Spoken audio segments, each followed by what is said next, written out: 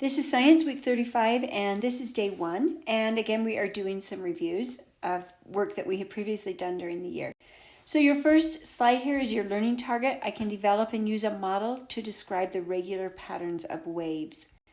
So you're going to watch a video, which will give you just some review of what we talked about before, and then a review of some of the things with amplitude. And you're going to label those waves using the little markers over here. You'll just go ahead and you'll move them over to which wave they match.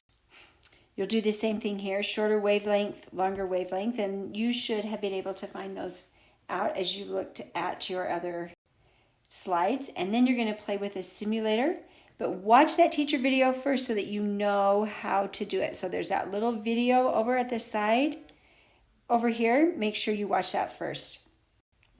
And then you're going to answer the questions. And then finally, as we have been lately, you'll have the teacher video to check your answers. Have fun.